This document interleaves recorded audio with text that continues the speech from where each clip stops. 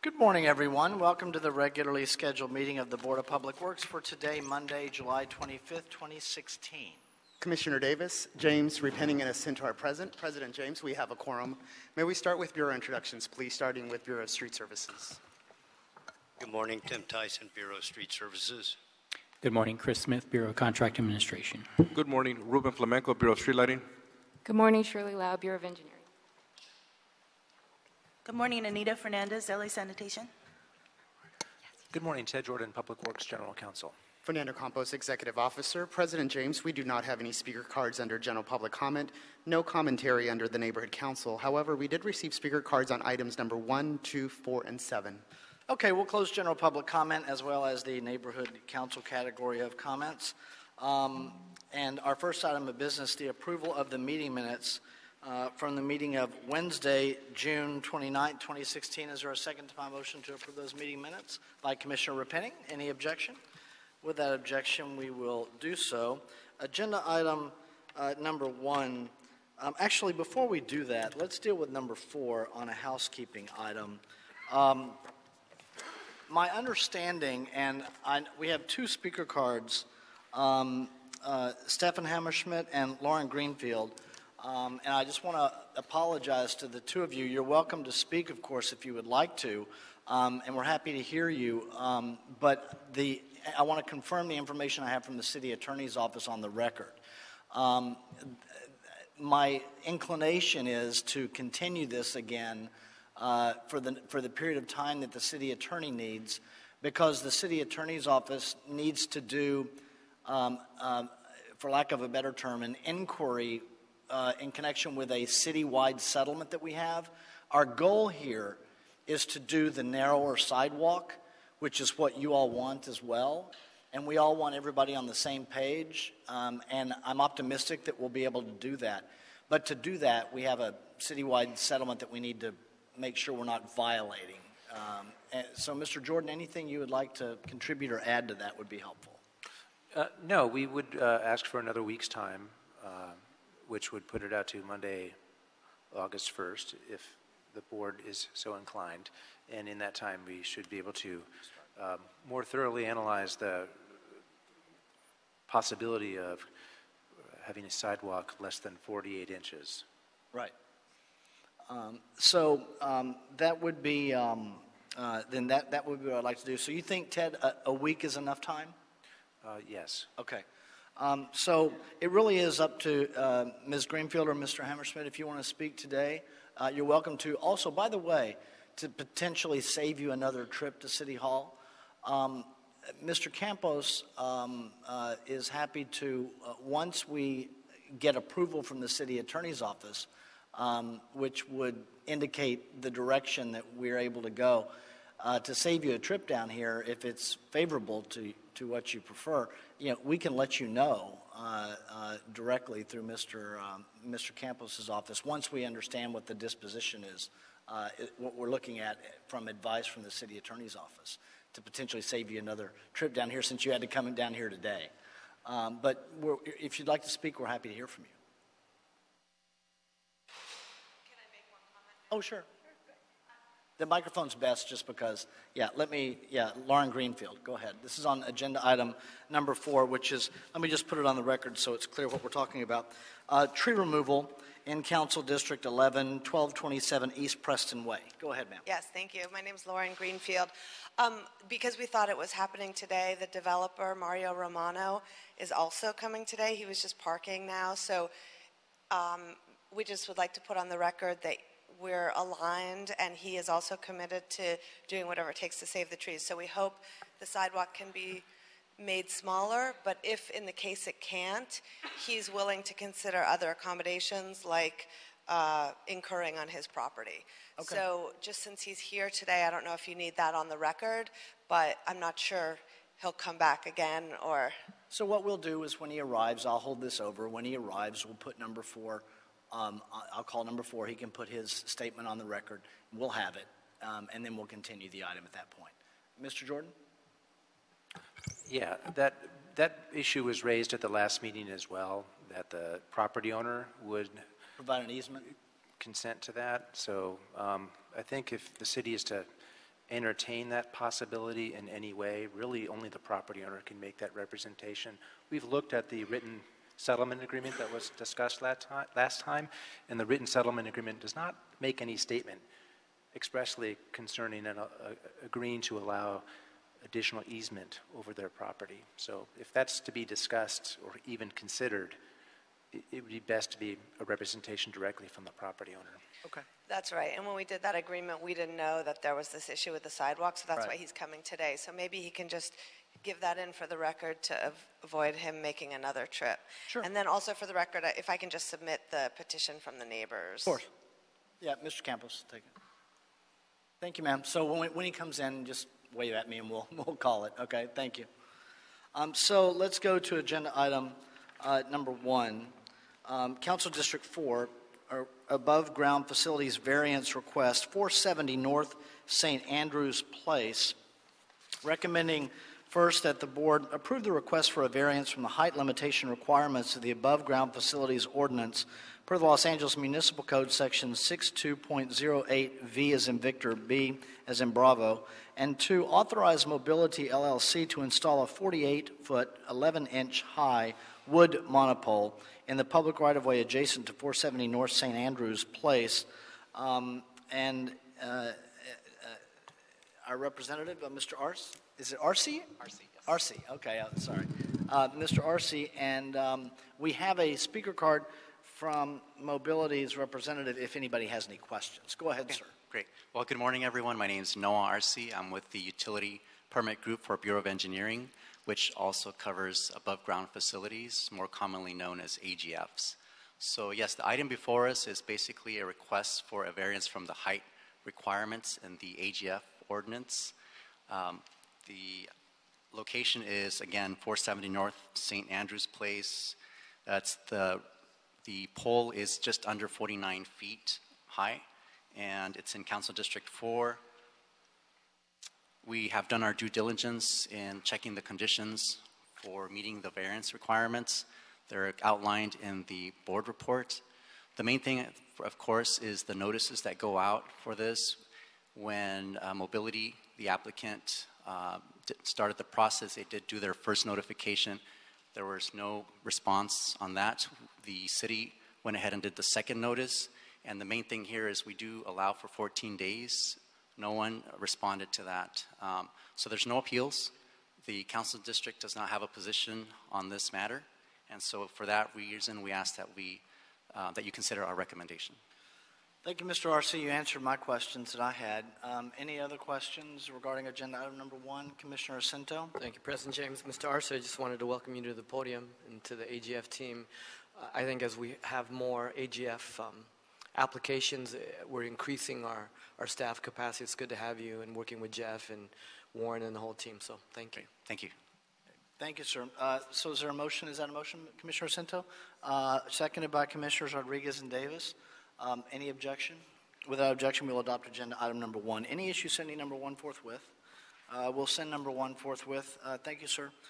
Agenda item number 2, Council District 11 requested tree removal, 1862 North Mango Way, recommending that the board, 1, certify the board has reviewed and considered the information in the mitigated negative declaration for the project at 1862 North Mango Way and find the information contained therein appropriately addresses the requested tree removals. 2, find that the project will not have a significant environmental effect under the above described mitigated negative declaration as the imposition of the mitigation measures described in the MND and incorporated herein as project conditions. There is no substantial evidence the proposed project will have a significant effect on the environment pursuant to the city's environmental guidelines and is in compliance with the California Environmental Quality Act, which I'll refer to as CEQA. 3, find the project's conflict with any local policies or ordinances protecting biological resources, such as the tree preservation policies or ordinances, is less than significant with the incorporation of the mitigation measures that are described in the agenda and contained in the MND, and adopt the MND. Number 5, specify that the Bureau of Street Services, the Urban Forestry Division, located at 1149 South Broadway, is custodian of the documents of other material that constitutes the record of proceedings upon which the board's decision is based. And number 6, approve the request for a fee tree removal permit for 26 coast live oak trees for the construction of a single-family residence located at 1862 North Mango Way. Let's see, we don't have a speaker card on number 2. We do. But before we do North Mango Way, Mr. Tyson, before our speaker card, sir. And I would just indicate to you, Mr. Tyson, that I did receive an email from Mr. Krakoff on this that I wanted to put on the record because I know you've worked hard on organizing these tree removal reports, complimenting the Bureau and the department on these tree removal reports that we're now seeing now. So go ahead, sir. Good morning, President James, Commissioners, Bureau Representatives, City Attorney, and Executive Officer. The Bureau was contacted by the representative of the property owner, Jamie Massey, and at that time they were proposing the construction of a single-family residence at 1862 North Mango Way. The property is approximately 147,811 square feet, located on the north and east-facing slopes, moderate to steep topography in the community of Brentwood. The proposed project is a large single-family, multi-level home of nearly 14,039 square feet. Mrs. Massey acquired the services of tree expert Jan Scow, registered consulting arborist, to survey the property and the proposed development and see what the impacts in relationship to that would be with the trees. Upon Mr. Scow's inspection, he found approximately 166 protected trees on the property, some adjoining the property on the property lines as well.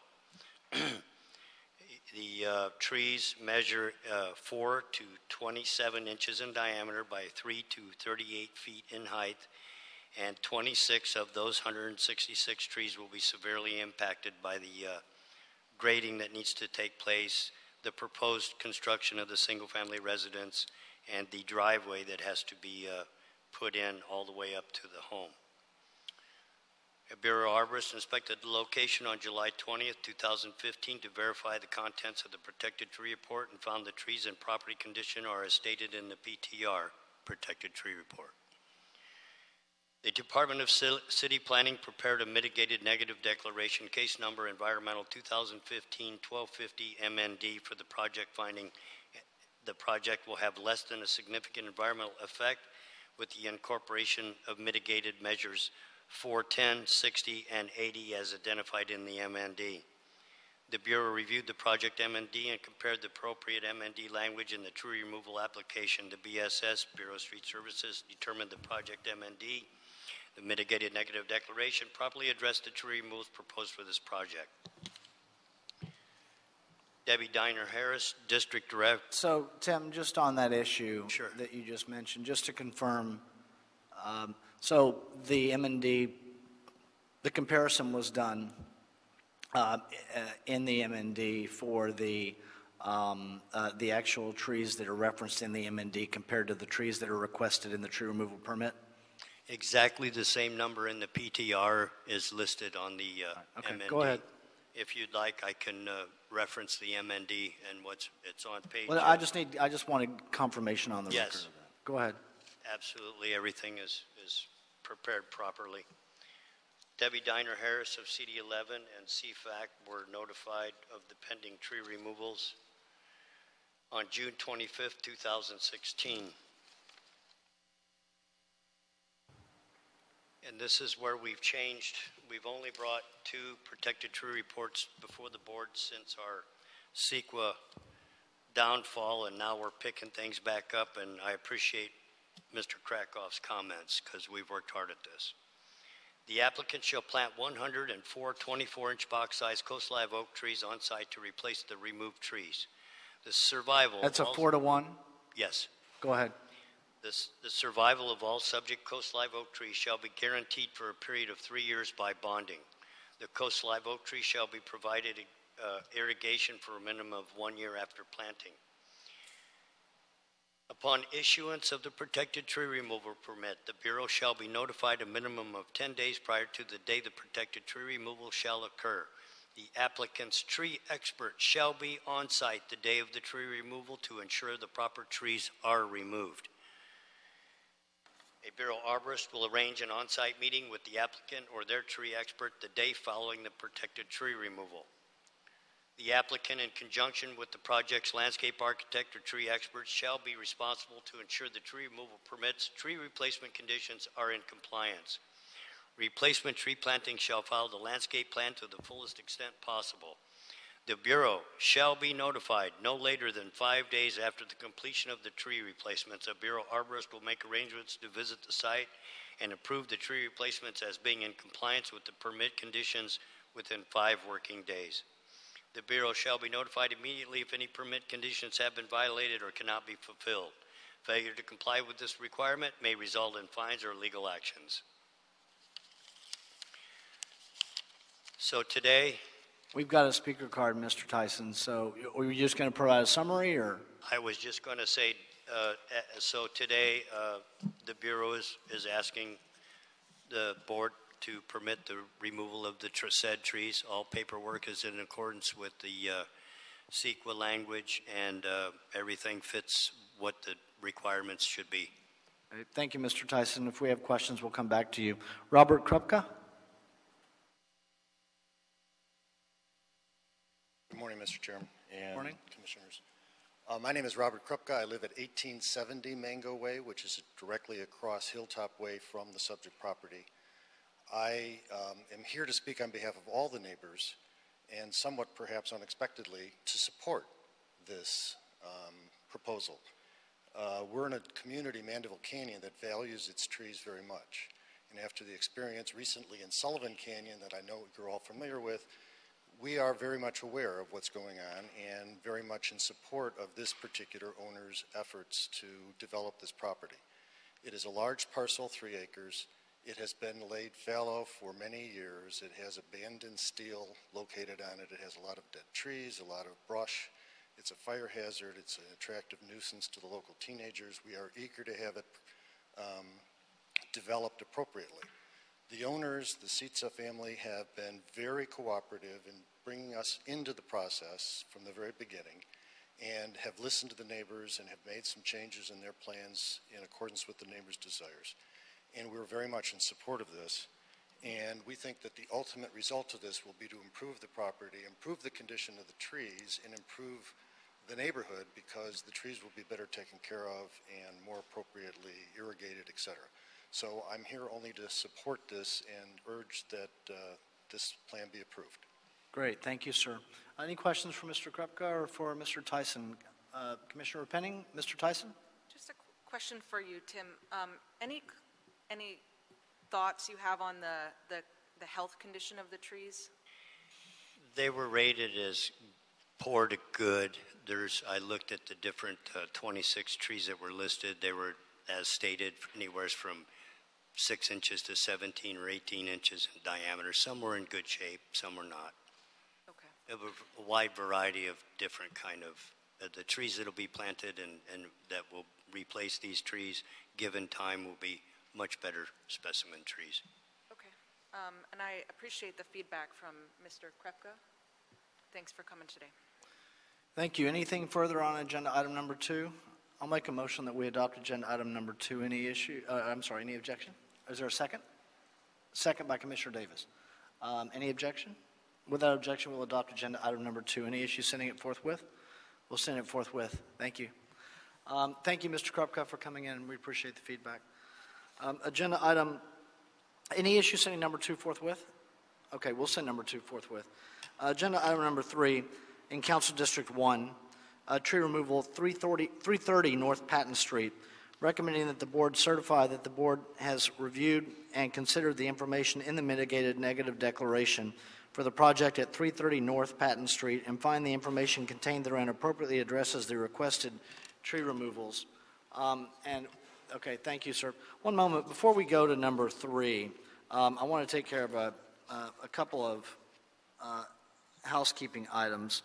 On agenda item number 8, recommending that the board concur with the action of Commissioner Davis approving the request of Walsh Construction Company for subcontractor substitution of upright shoring and scaffold with the Pacific Structures Incorporated for shoring work in connection with the Terminal Island Water Reclamation Plant and Advanced Water Purification Facility Ultimate Expansion Project. Mr. Smith on number 8. Good morning, Chris Smith, Bureau of Contract Administration, General Services Division. The Bureau received a request from Walsh Construction on June 6, 2016 to substitute upright shoring and scaffolding. Their bid listed WB subcontractor for the shoring work with Pacific Structures, Inc., an OBE subcontractor. The reason for the substitution request was upright shoring and scaffolding went out of business. The Bureau did send a 5-day letter, and we received no response. The substitution upright will do the work for the bid listed amount of $127,000, so there'll be no additional cost to the city, and the Bureau concurs with Commissioner Davis's recommendation to approve this substitution. Any questions on agenda item number 8? Is there a second to Commissioner Davis's motion? By Commissioner Rodriguez. Any objection? Without objection, we'll adopt agenda item number 8. Any issue sending number 8 forthwith? We'll send number 8 forthwith. Agenda item number 9. Recommending that the board concur with the action of Commissioner Davis approving the request of Spinello Companies for subcontractor substitution of Hoffman Southwest Corporation doing business as professional pipe service with tunnel vision pipeline cleaning and video inspection for closed circuit television work in connection with the North Outfall Sewer Rehabilitation Unit 3 Vermont to Trinity project. Mr. Smith on number 9. Yes, the Bureau received a request from Spinello Companies on June 17, 2016 to substitute Hoffman Southwest DBA Professional Pipe Service, their OBE subcontractor for CCTV, with Tunnel Vision Pipeline Cleaning and Video Inspection, Inc. Their request was accompanied by a letter from Hoffman Southwest withdrawing from that portion of the work.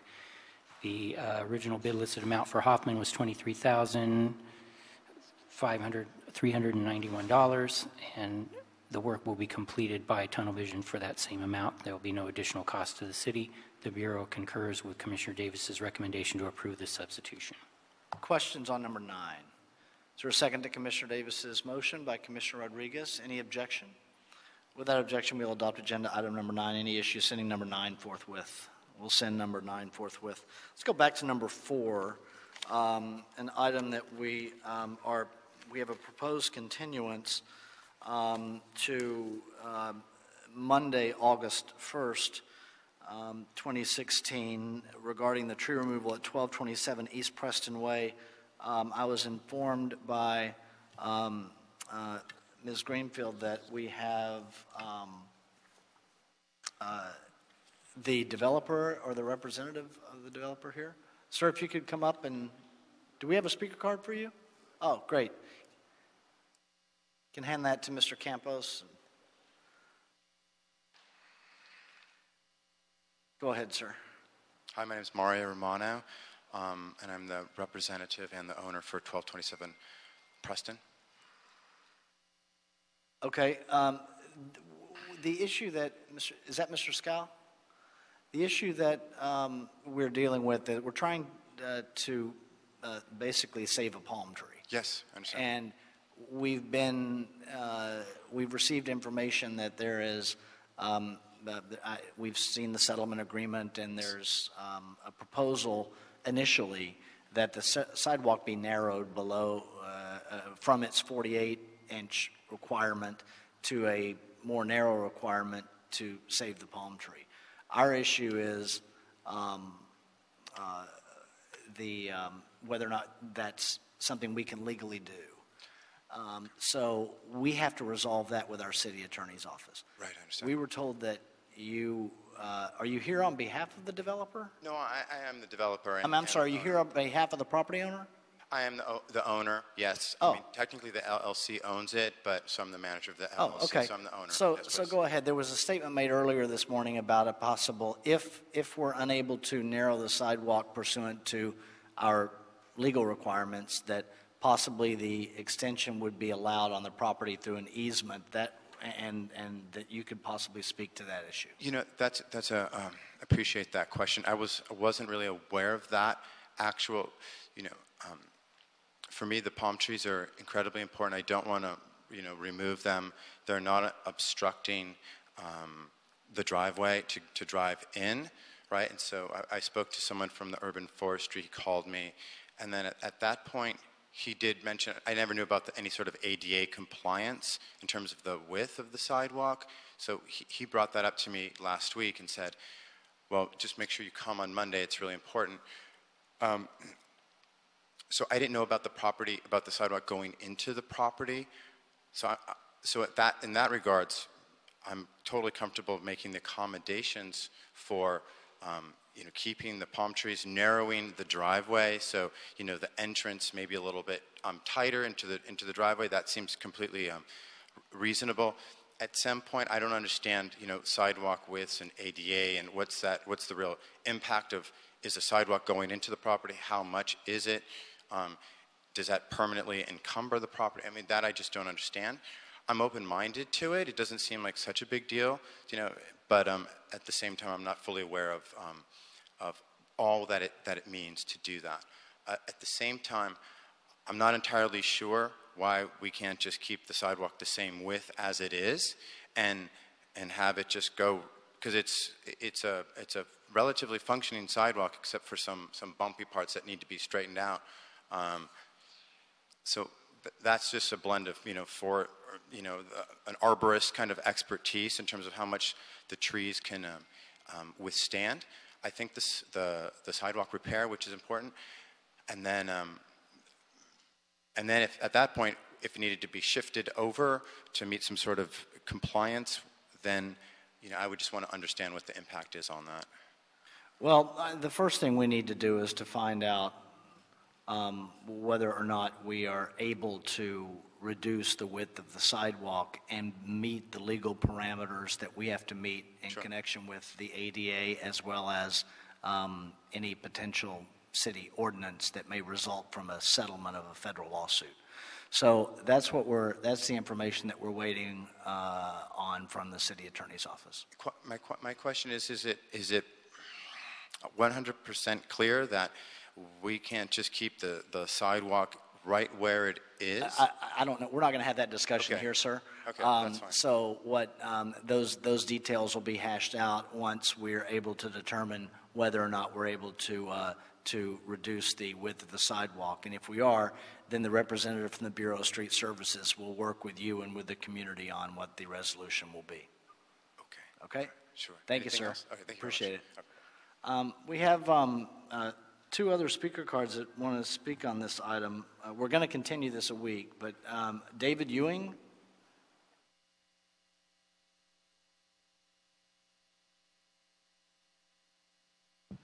Good morning. What I'd like to ask you is, I just want to describe how the tree in question, it's a single tree that we're worried about here, that has grown over the sidewalk. The root system has grown over the sidewalk a few inches. So what I would ask you is, would it be possible to have an arborist look at that to determine whether those roots could simply be trimmed back to uncover the sidewalk rather than trying to legally narrow it or make it sort of bulge into the owner's property. Because I think that those roots are obviously not structurally helping the tree, because they're just sitting on concrete. That, you know, they've just grown out over the concrete. They don't have any grasp into it, I don't think. So maybe that's an easy solution. Well, that's something you can discuss with the Bureau, sir. the Bureau of Street Services. We're not going to have that back and forth here. I understand. I'm just saying that might be a first option to explore rather than getting into all the legal questions of ADA and so forth. Right. Well, it may be, my recollection is that discussion was had with the various arborists that worked on the matter. Oh, but, really? But Mr. Tyson, if you want to wait till after the meeting, Mr. Tyson's sitting right to your right hand. Oh, great. You can talk to him about that. Thank you. Thank you, sir. Mario Romano? Oh, okay. Okay. All right. Thank you. So we have with that discussion that we've had this morning, Mr. Jordan, so you think a week is enough time to continue the item for the city attorney? Well, based on the conversations I've had within my office, I think a week is sufficient. Okay. So, Mr. Campos, is that enough time for you to let the neighbors know? Because we have to send out an agenda. And we have a 72-hour requirement under the Brown Act. And you would want to know, you need to know ahead of time what the recommendation of the Bureau is, in essence, going to be, right? So, Mr. President, we have two options. One, we can post the disposition on the posted agenda. That posted agenda will be posted tomorrow at 9 a.m., so that would probably not be enough time to indicate what the disposition would be. However, the second option is that I can always reach out to the public speakers that are here today and reach out via email Friday afternoon, Friday evening before 5 p.m., letting them know of a potential disposition of the item, whether the item will be heard on Monday, August 1st, or whether it may be continued. Mr. Jordan?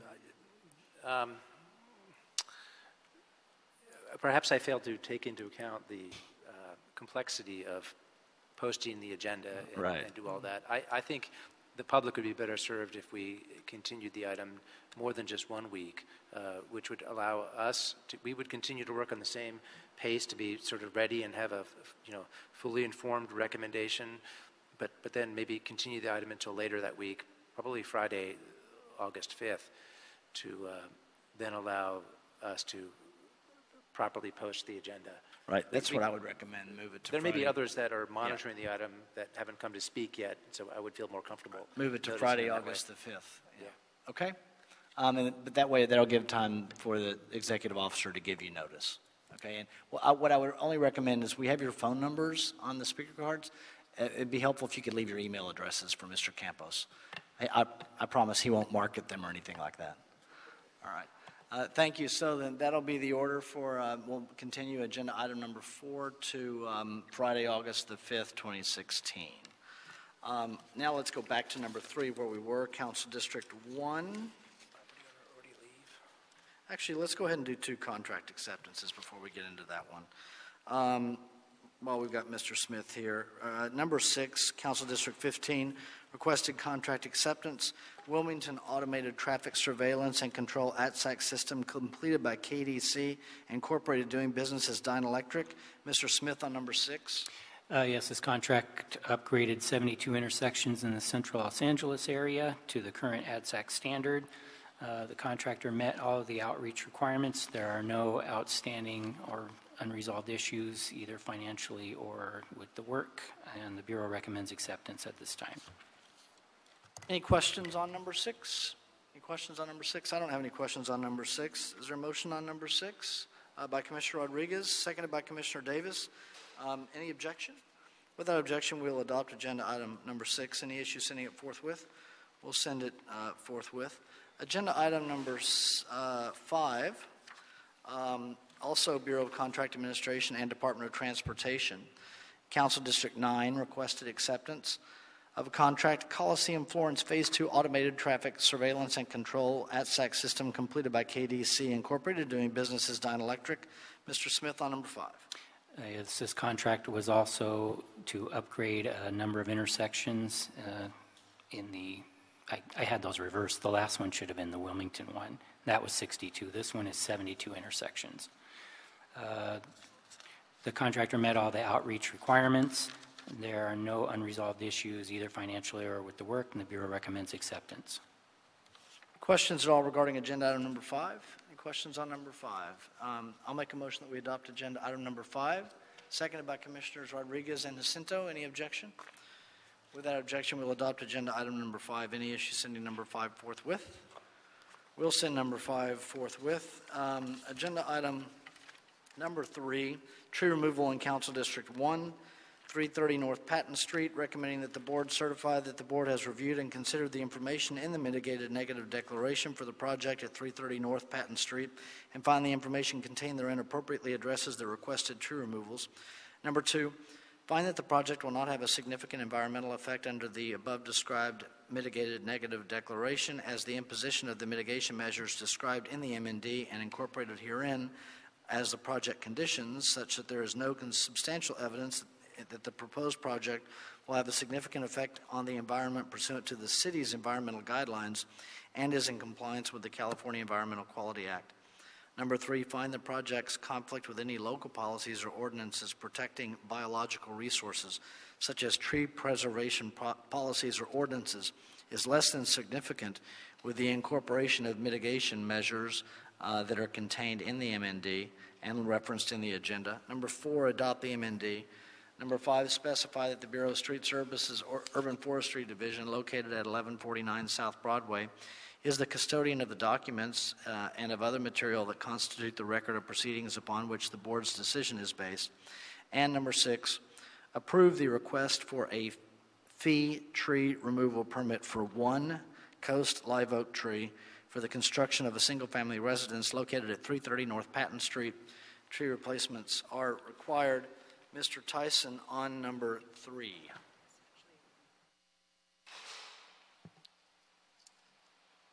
We'll see what he says. Good morning again. Kristen Lahner, representative of the property owner, contacted the Bureau regarding the proposed construction of a 36-unit apartment building at 330. Oh, that answers the confusion. It says a single-family residence in the agenda. It does it? I'm sorry, Yeah. I didn't catch that. So go ahead. Okay, sorry for that. So it's not a single-family residence? Absolutely not. All right, go ahead, Mr. Tyson. We'll It's try still to one tree, though, We'll try right? to be, yes. Okay. We'll try to be more diligent. I didn't catch that mistake. Regarding the proposed construction of a 36-unit apartment building at 330 North Patton Street, the property is located on a moderate slope in the community of Echo Park and measures approximately 11,183 square feet. The developer proposes to construct a 36-unit, 7-story residential apartment complex over one-level parking garage and one-level subterranean garage with 48 parking spaces. Total project size is 27,771 square feet. Habitable and non-habitable area.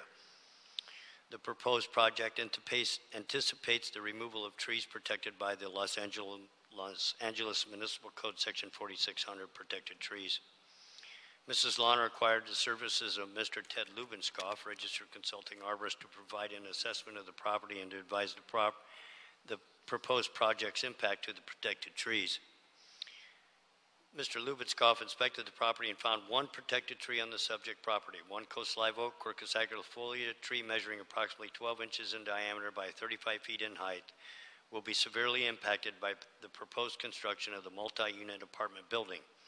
The oak tree appears to be in fair health and located adjacent to the footprint of the proposed development and proposed for tree removal per the protected tree report. Bureau Arborist inspected the location on June 7, 2015 to verify the contents of the protected tree report and found the tree property and property condition are as stated in the PTR. The Department of City Planning prepared a mitigated negative declaration, case number environmental 2015-1084 MND, mitigated negative declaration for the project, finding the project will have less than a significant environmental effect with the incorporation of mitigation measures IV 10, 70, and 80 as identified in the MND. The Bureau reviewed the project MND and compared the project MND and compared the appropriate MND language with the tree removal application. The Bureau of Street Services determined the project MND properly addresses the tree removal proposed for this project. The project MND was utilized in forming the recommendations in this report as and on file with the Bureau. Jose Rodriguez, Deputy Field Director, 1st Council District, was informed of the tree removal request on June 25, 2016. The Council Office will notify the Bureau of any objections, of which we did not get any. The applicant shall plant 4 24-inch box-sized coast live oak trees on site to replace the removed trees. The survival of all subject coast live oak trees shall be guaranteed for a period of 3 years by bond. The coast live oak trees shall be provided irrigation for a minimum of 1 year after planting. Upon issuance of the protected tree removal permit, the Bureau shall be notified a minimum of 10 days prior to the day the protected tree removal shall occur. The applicant's tree expert shall be on site the day of the tree removal to ensure the proper trees are removed. A Bureau arborist will arrange an on-site meeting with the applicant or their tree expert the day following the protected tree removals. The applicant, in conjunction with the project's landscape architect or tree expert, will ensure the tree removal permits, replacement trees, and conditions are in compliance. The Bureau shall be notified no later than 5 days after the completion of the tree replacements. A Bureau arborist will make arrangements to visit the site and approve the tree replacements are being in compliance with the permit conditions within 5 working days. So the Bureau is here today to ask the board to permit the removal of 1 coast live oak tree for this development. Questions on agenda item number 3? Now that we got the, do we need to do is this as amended, Mr. Campos, because of would it be amended, or are we just correcting the record regarding what was in the written agenda? As corrected. Okay. So any questions? No questions? I'll make a motion that we adopt agenda item number 3 as corrected. Seconded by Commissioner Rodriguez. Any objection? Without objection, we will adopt agenda item number 3 as corrected. Any issue sending it forthwith? We'll send it forthwith. Thank you, Mr. Tyson. Thank you. Agenda item number 7. It's a motion regarding Council District 6, the Bureau of Engineering, recommending that the board reject bids on the Donald C. Tillman Water Reclamation Plant blower air cleanup system and re-advertise at a future date. We have 2 speaker cards on this. Mr. Ohanian, would you summarize what we're doing here? Then we'll take the speaker cards and see if any issues are raised in there that we want to address with you.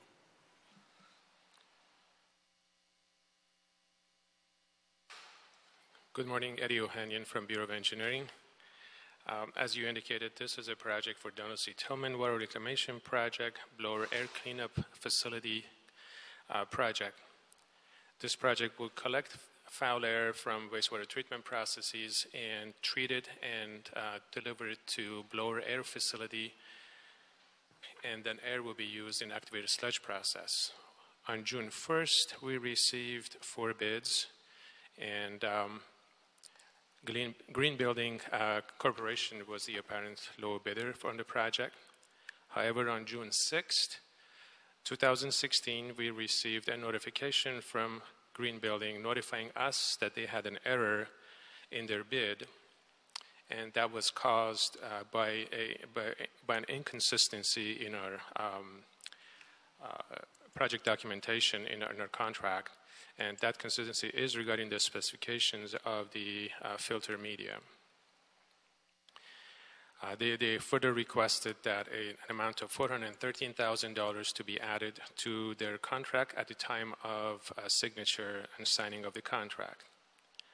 Our review of the contract documents indicates there is an inconsistency, and we need to go back and make a very minor correction to the specifications, and therefore it is at this time to the best interest of the city to reject all bids, so we can have time to go back, correct the bids, and correct the documents, and re-advertise the project. Okay. Well, I've got Michael from Kiewit. I can't read your last name, sir. Sorry.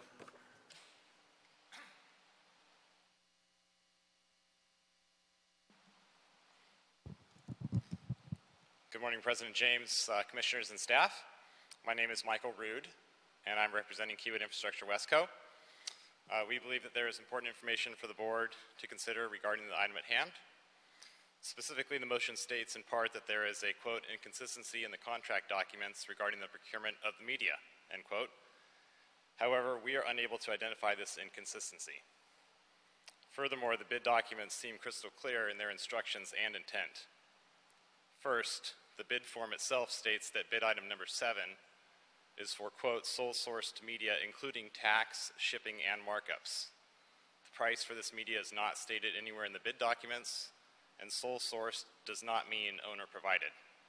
It simply means that the bidder is to use the name provider without attempting to provide an alternate.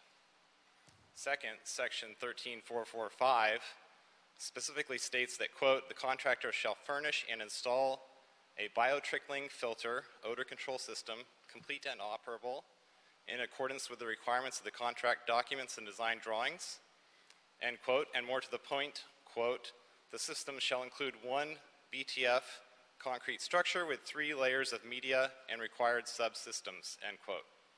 Nowhere in the bid documents does it state that the media supply is to be paid for by the city. Third, information regarding the manufacturer of the media was provided in the bid documents. As a responsive and responsible bidder, Kiewit performed due diligence to reach out to the manufacturer to discuss the scope that they would be fulfilling and what manufacturer recommendations would be made for the installation and testing processes. Had Green Building performed this responsible task, then we would not be standing here today. Finally, in discussions that Kiewit has had with the media supplier, he has indicated that all 3 of the other contractors contacted him regarding scope and pricing for the media. It was clear to everyone, and I might add to the city as well, based on the motion at hand, that the cost of the media was to be included in the bid price. In summary, the bid documents regarding the requirement for the contractor to purchase the media as an integral component of the BTF system are clear-cut. The other contractors that submitted bids contacted the specified media supplier, received quotes for the material, and included those costs in their bid. Rejecting all of the bids at this point will not reduce the cost of the project to the city. In fact, the cost will only increase. Green Building will add the cost of the media to their price, and the other contractors may adjust pricing slightly. In the meantime, both the city and the bidding contractors will spend needless time and money in assembling and reviewing the next round of bids. We believe that Green Building should either be awarded the contract without compensation for a material purchase that they should have included, or they may choose to try and withdraw their bid due to an error on their part. If the latter occurs, then Kiewit should be found as the lowest responsive and responsible bidder. The difference in price between Green Building and Kiewit can possibly be recovered by the city through the use of Green Building's bid bond. Thank you for your consideration of these points. Thank you, sir. Fred Hadarian.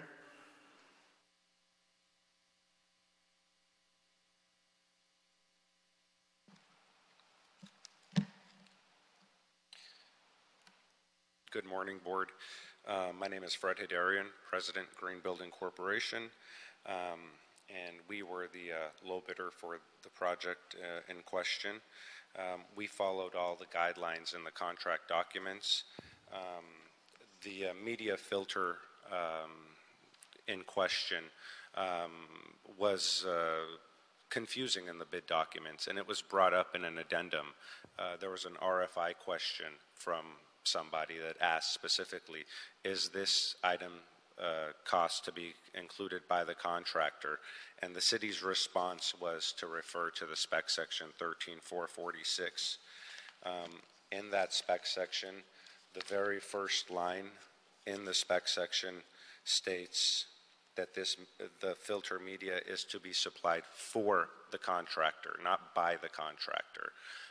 Therefore, it was assumed by us while we were bidding the project that this item was going to be supplied for us, because that's what was stated in the specifications, which the addendum stated, look at that spec section.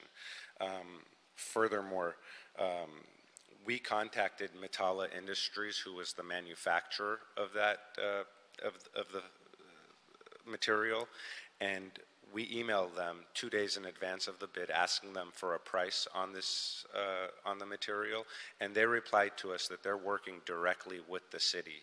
And in my letter that I sent to the city, I showed that email chain. And we responded to them, are you sure? Can you please give us a price for this? And they said, no, we've worked with the city of LA in the past, and we're bidding directly to the city. And that led me to believe that this material was being supplied for us. What the gentleman from Kiewit stated as the bid document saying this was a sole source bid item is not correct. On the bid, originally it was a sole source bid item. After the addendum, it became a pre-negotiated bid item. Therefore, we had no idea we were getting a price. We thought the city was supplying this. After the bid opening, I contacted the city, got the other bid packages. I noticed a drastic price difference in that particular line item. And at that point, the supplier for the manufacturer called me and said, did you not include our price? I said, no, look, here's the email chain. He told me, oh my goodness, they made a mistake at the manufacturer. They should have directed you to us. And I said, well, how did the other bidders get your price? He said, I went ahead and I emailed everybody. I faxed everybody the prices. However, the fax that we sent you did not go through. I went back and checked the contract documents, the plan holders list, and we've been bidding jobs to the city for the past 4 or 5 years. Our phone numbers, everything are correct in the contract documents. The only thing me and the supplier could assume was they dialed the wrong fax number while sending the fax, and that's why we didn't get the fax. It was an honest mistake that we didn't, on the bid documents, it was not a mistake on our part. It was called a pre-negotiated bid item. When they sent us, the supplier sent us the price after the bid, it was for $355,000, and it was the same price that they gave all the bidders. It did not give us any advantage in bidding the project. We were about $450,000 lower than Kiewit in price, but when you add the price of the material plus a standard 15% markup per the spec, we still are the low bidder by $36,000. And at that point, instead of waiting for a contract award and causing a bigger issue, I went ahead and took the initiative to tell the city, hey, this is what happened, this is where we're at, would you like to award us the project and add this total now, or do you want to add it up in a change order once we're awarded the project? But this is everything that happened. Here's the documentation and the proof, and please let us know how to proceed. But based on that, we did not get any advantage over the other bidders by not including this price at the time of the bid. It was a pre-negotiated item, and the supplier is the only supplier to this for the manufacturer, and they gave the same exact price to every bidder, all 4 bidders. Okay. Thank you, Mr. Hadarian. You're welcome. Mr. Ohanian?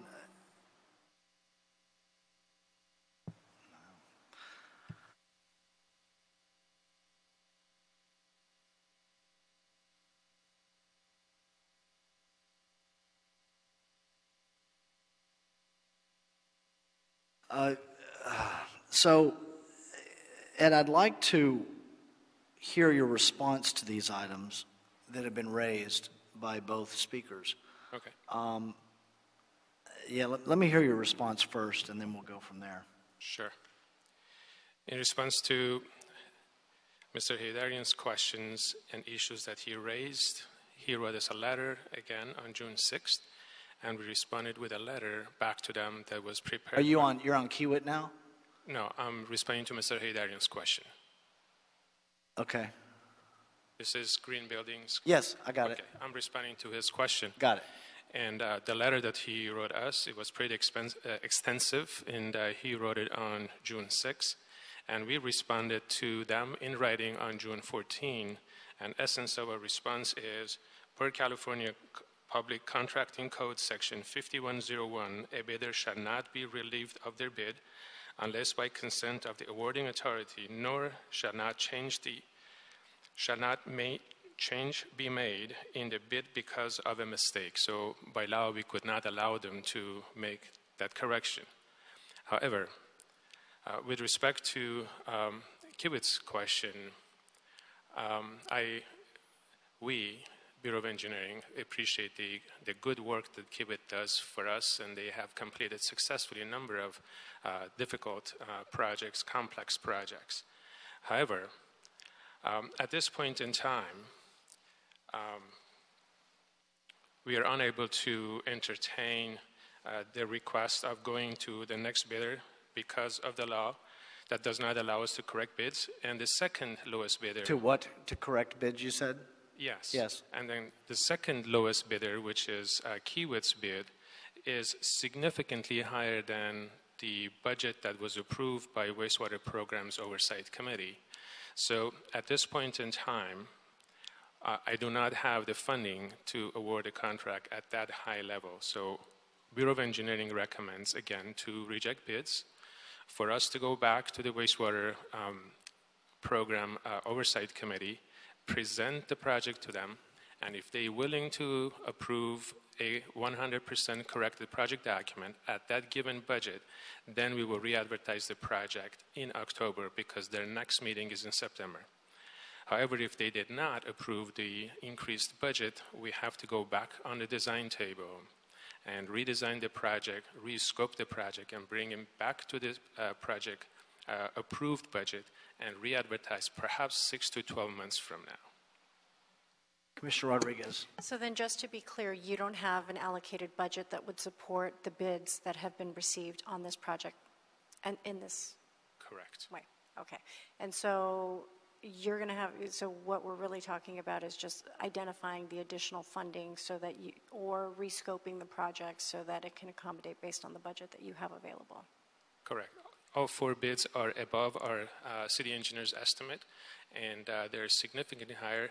And because of that high amount, we did not even consider going back to the client, and we consulted this with the Bureau of Sanitation, and they're in agreement with us, first to correct the documents and go back with them and revisit the project scope. So we have to go back to Oversight Committee and seek and ask for proper authorizations for funding. Could you address the one part that was raised also about the addendum that was sent out and whether or not it was, how that addendum was issued? It just, you know, I think the confusing nature of this actually complicates it a little bit, and so I just want to get your feedback on that. Yes, I'll be glad to answer that question. We have received a long list of questions from Kiewit Pacific, and they are very meticulous about the contract documents. Almost on all projects, we receive a good list of questions about the project, and we gladly respond to them and answer to all those questions. However, when we do, we have to issue an addendum in response to contractors' questions. We did not receive any question from Green Building. If there was any confusion in their behalf, they should have raised that question.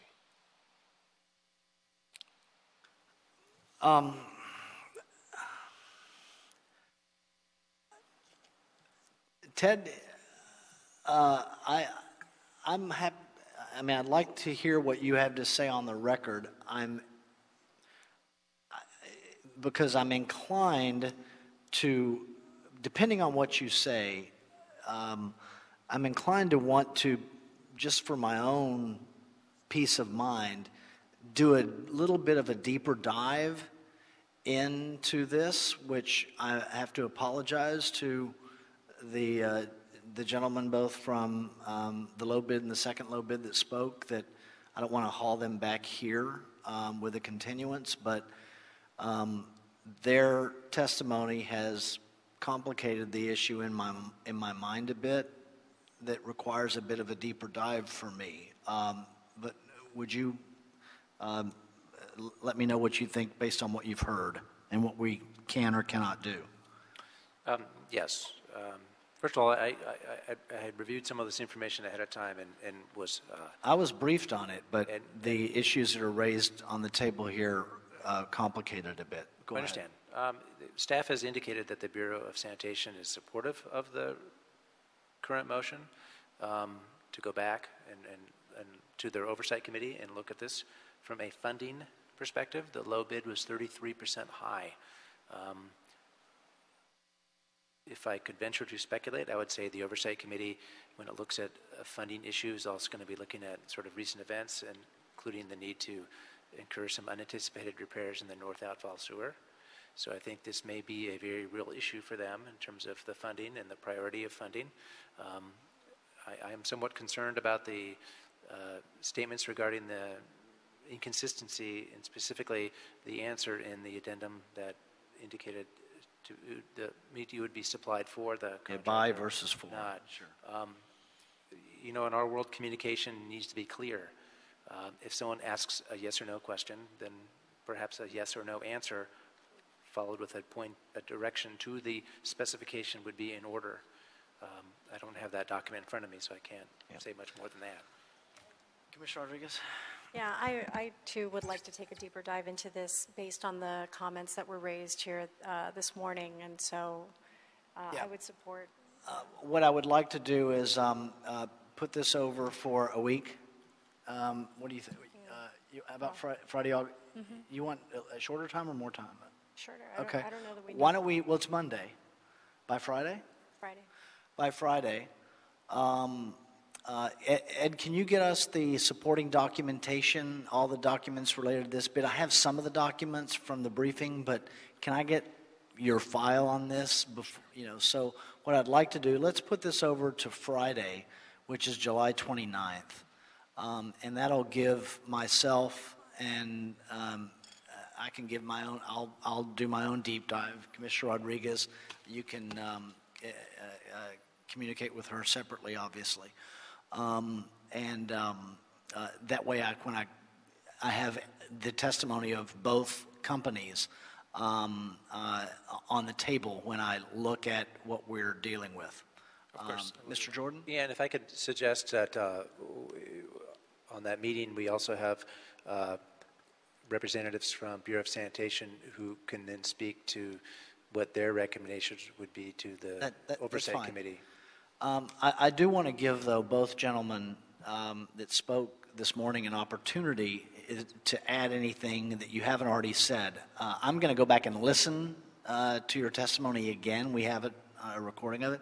If there's anything you want to add, as we for my consideration when I do a bit of a deeper dive, you're free to have another. The opportunity to add anything if you want. If not, that's fine, but I just want to give you the opportunity. Mr. Root, anything? And Commissioner Davis has a question. Thank you, President James. Michael Root here. Nothing to add today. Okay. We'll come back on Friday. Okay, yes, Friday, July 29th. All right, thank you. Yes, do you have a question for him? I know for the Bureau. Okay. I wanted to ask, I know it may be mute. It's not for you, sir. It's for Mr. Ohani. Mr. Hadarian, anything to add? Real quick, and then we'll do your question. Yes, the only thing I'd like to add is that when there's RFI questions during the bid, it becomes an addendum for all the bidders. So whether Kiewit asks it or whether we ask it or another bidder asks it, that's irrelevant who asks the question. That's why when you go to the job walks, they say put your questions in writing to make it an equal playing field for all the bidders. So that it's really irrelevant who asks a question. The answer is very evident. It says to look at a spec section that's only 2 pages long, and the very first line says it's being supplied for the contractor, which is we followed the instructions. We shouldn't be punished for it. I understand all 4 bids are higher than the city's estimate, but all 4 bidders have completed past projects on water treatment plants in the city of LA and are currently working on treatment projects for the city of LA now.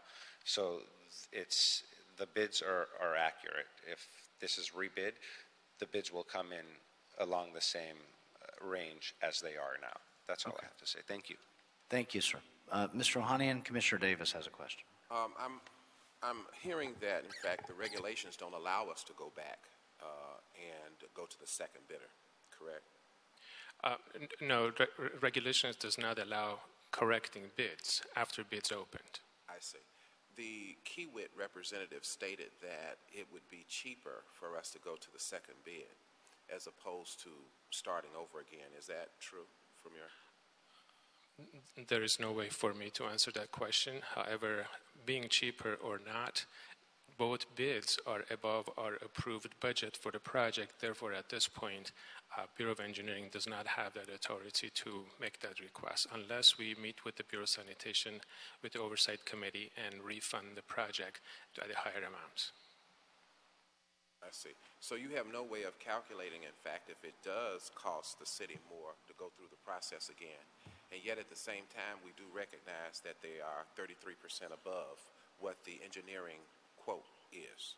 Correct. The fact that my client, Bureau of Sanitation, has the option of reducing the project scope to keep the project at its approved budget begs us going back to them and discussing further with the Bureau of Sanitation. Thank you, sir. Thank you. Okay, so we're going to hear this again on Friday, July 29th, 2016. Thank you both for your participation, and sorry that you're going to have to come back down again, but we want to give this the most consideration that we can, and be completely comfortable with our decision, obviously. Thank you, Mr. Jordan. Mr. Campos, have we cleared the desk? Yes, that has. I'm sorry. Yes, you Okay. have cleared the desk for the regular agenda. We do have a special That's agenda right. I knew following we this were item. missing something. We have a 10:30 item, our special agenda item. So let's do that. So now we're adjourned from the regular meeting. Let's go to our special meeting. Mr. Campos? Just a quick roll call. Commissioner Davis, Rodriguez, James, Repenning, and Ascento are present. We do have a quorum on the item. We do not have any speaker cards, no commentary from the neighborhood councils, and no speaker cards on the item. Okay, then we'll close the neighborhood council commentary item, general public comment on the item. And the item is in Council District 14, Bureau of Engineering, recommending that the board authorize a 4-month extension of the closure of Mission Road ending on November 30th, 2016 in order to complete the emergency sewer repairs and the demolition required for the 6th Street Viaduct project. Yes, ma'am. Good morning. My name is Patricia Chang with Bureau of Engineering. The request is to continue the street closure of Missions Road from 6th Street from the north and to Jesse Street to the south for 4 months until the end of November of 2016. The Mission Road under the 6th Street bridge has already been closed to allow for the bridge demolition work since late June. And unfortunately, last Monday afternoon, the North Outfall Sewer Mission Road collapsed, and therefore temporarily halted the demolition work. I have brought some pictures. Unfortunately, I'm sorry, I only brought one set showing the damaged area, and some of the activities has happened since last Monday. The Bureau of Engineering staff and Bureau of Sanitation staff and the emergency sewer on-call repair contractor and the bridge demolition contractor have all been coordinating and collaborating on the activities to minimize impacts to one another. Currently, what we have completed is that we have installed bypass system to pump the wastewater from 6th Street all the way down to Jesse Street, where we bypass the damaged section. 3 18-inch diameter bypass line, about 1,000 feet long each, has been installed on the side of the Mission Road. Last Friday and Saturday, we have put in the protection of these bypass lines. On the north end, we have put in a steel structure to protect the lines, and this structure will also allow the bridge demolition crew access later because they need to cross the lines to the west side of the mission to complete their work. To the south side, once we pass the bridge footprint, the K-rail was put in to protect these lines. And currently, we are installing a structure to positively block all the wastewater from seeping into the damaged section. Then we can properly backfill those damaged area. That will give space for the bridge demolition contractor to come back and to complete their work.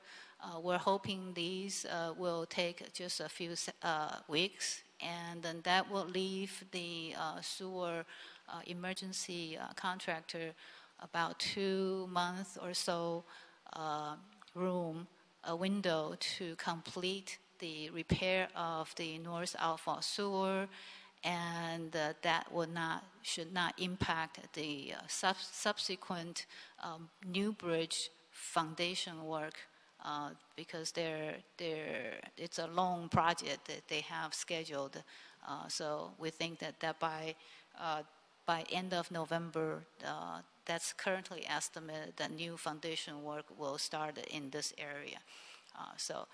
Therefore, I'm here to request that the Mission Road to be closed off for another 4 months. Thank you, Ms. Chang. Commissioner Penning. I just want to make sure that the council office has been notified of this extension and that they're supportive of it.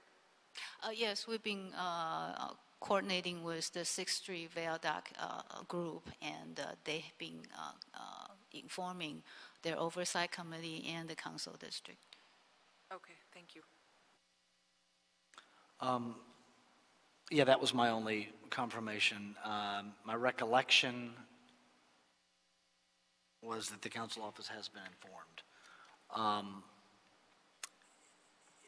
If not, and they have an issue, they can come back and we can revisit on a shorter time frame. But let's.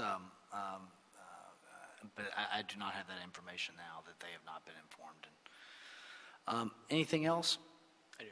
Commissioner Ascento, thank you. President Sorry. James. No, Pat, thank you for the report. You know, this Friday we had a lot has happened in the last week. Last 8 days, we had an extensive report by sanitation last Friday about the emergency and the steps that were taken. And we understand that it was a city family response. I want to thank and acknowledge also our Bureau of Engineering staff who were on site and worked together with as well with all the other bureaus. Gary, Lee Moore, and Ken Red had apprised me and kept me abreast of what was going on. A couple things really quick. One is that so the 4-month extension is an extension of the work that we're doing on the viaduct, and we're adding time for the emergency sewer repair work, correct?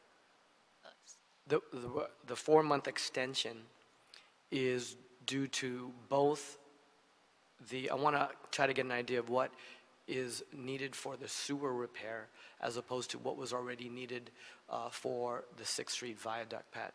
It is a combination of both work activities. Okay, so a combination of both. And then the last one is that we understand on Friday it was reported that the sewer that collapsed was going to be repaired. It was a big thing. It was a big collapse. And I want to ask our Bureau of Engineering for a report back a little bit more targeted in terms of that sewer and its condition because it was at a very important location under the 6th Street Viaduct. I just want to make sure, I want to understand on behalf of the public, what was the engineering report on that? Was it all sort of from a sanitation perspective? I just want to reinforce our understanding of the status of that sewer. Yes, we will bring back that information. It's the bureau, both bureaus been working close together in establishing the North Alpha sewer rehabilitation program. It's a large program, and many sections being identified and for rehabilitation. So there is a long-range plan for it. We can bring the details. Please. Thank you.